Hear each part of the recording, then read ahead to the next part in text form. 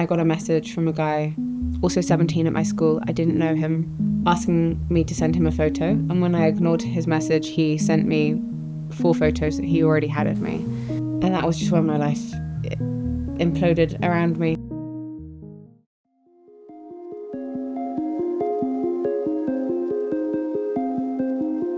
So yeah, when I was 13, it was kind of coming up to the end of the school year, and I started getting messages from this 17-year-old boy at my school. He was super popular, everyone knew who he was, and I was just incredibly flattered. When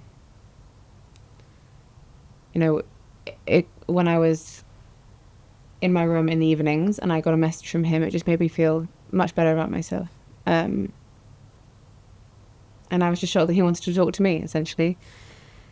And very quickly he was asking me to send photos, and at first I said no, I couldn't do it. And then he would pull away and he would stop texting me. And it sounds crazy now, but at the time it felt like when he would pull back like that, it hurt here. It made me feel worse about myself. And he then said that if I didn't send him what he wanted, then he would tell everyone at school that I was frigid, and then no one would ever want to speak to me. And at the time that felt like a genuine threat at 13.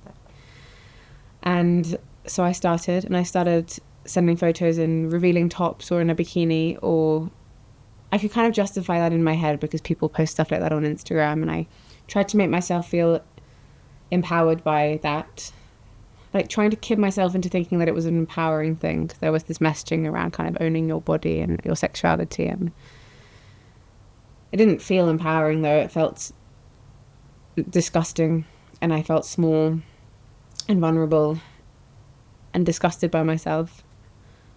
And I would take the photo and I'd send it, and then I would get his response back complimenting me, and it was this huge high, this rush, and I felt incredible for a few moments, and then it just came crashing down, and I would go to sleep feeling just disgusting and swearing that I would never do it again. I stopped because I just felt too gross and was starting to hate myself. So I stopped messaging him, and it felt like what I genuinely imagined kind of weaning yourself off a drug to feel like. And I started the summer holidays, stopped thinking about it, tried to move on. It was a blip kind of thing. Started feeling like myself again.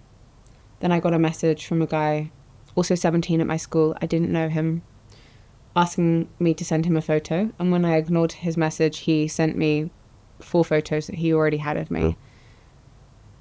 And that was just when my life imploded around me. That realization that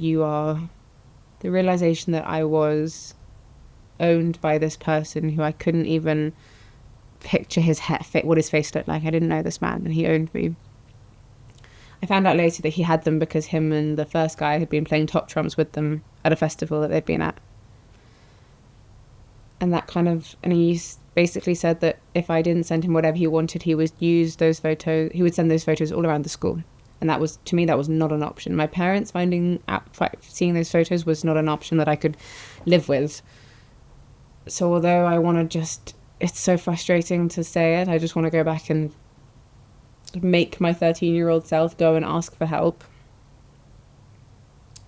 That it wasn't an option. So I started sending whatever he wanted. Then towards the end of the summer holidays, he was asking for videos that I couldn't send. So I did eventually block him on everything, and I just started waiting to see what would happen. And then I got a message from a guy in my year sending me photos of myself, so I knew they were out.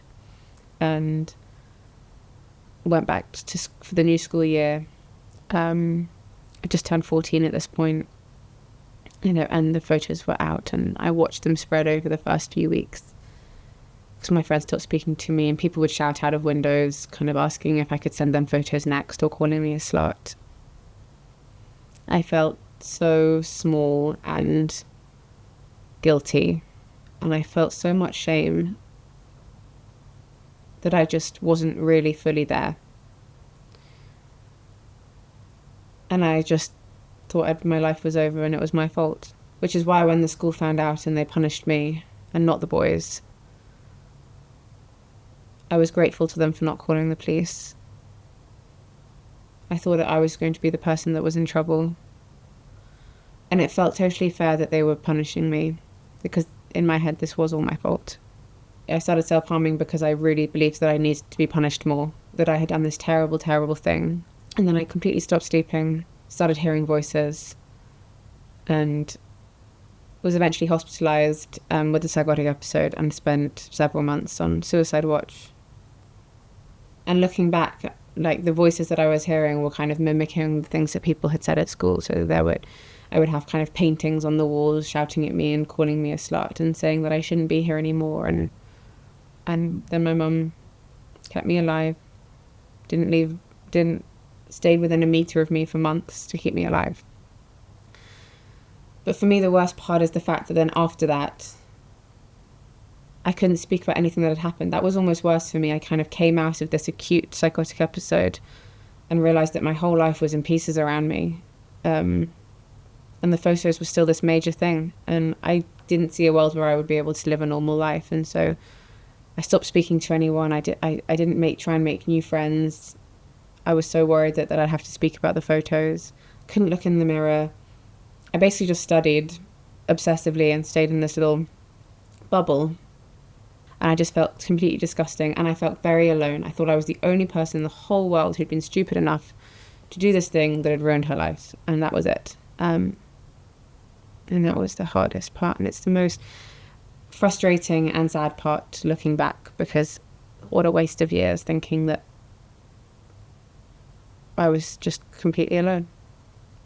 I mean, I wish I could go back and just grab my 13-year-old self by the shoulders and shake her and just tell her that it's not her fault and that she's going to be okay and that she's going to have a life and that she should just ask for help. Just one person, because I think the fact that I lived with it for so long on my own and the fact that I didn't realise that it wasn't my fault meant that there was this seed in my chest, essentially, of kind of shame and guilt, and it was allowed to grow and spread into this thing that kind of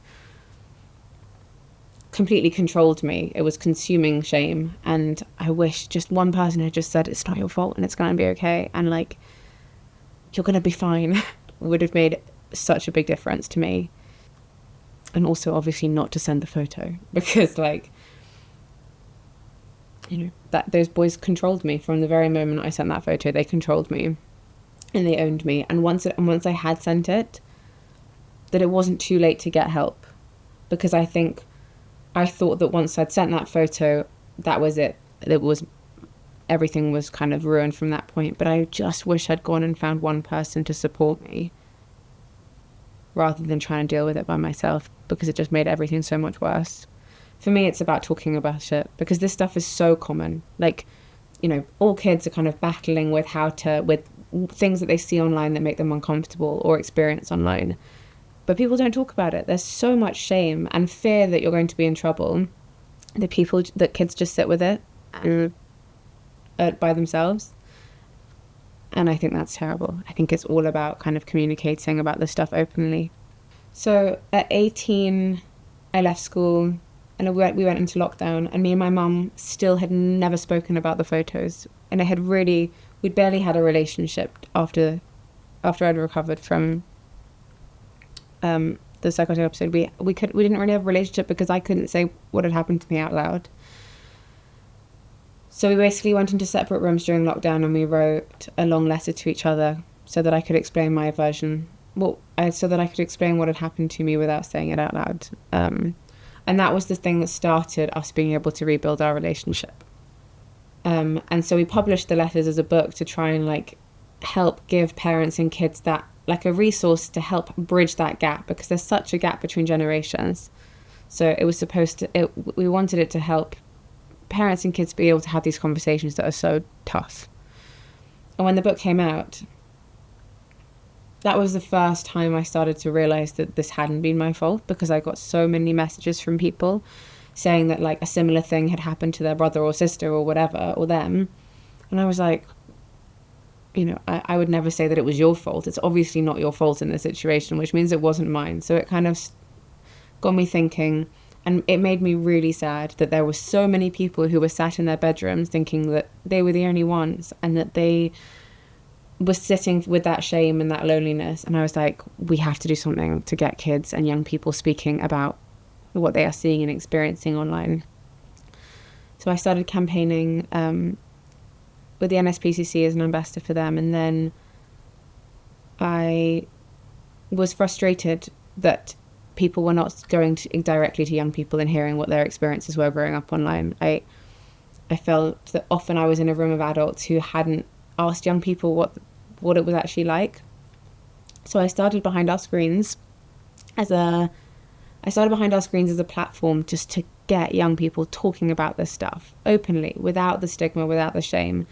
You know, that it could be a normal conversation and you can go and ask for help without it ruining your life. So we've been collecting testimonies from young people. We have thousands. We've been at festivals just trying to make it like a normal thing to talk about. Because if I had seen one person speak about this stuff openly and that they've had a life after and that it hadn't ruined their life, that would have made the biggest difference to me. And knowing that I wasn't the only person would have made a huge difference. I spoke in a school like a few months ago, and I was speaking.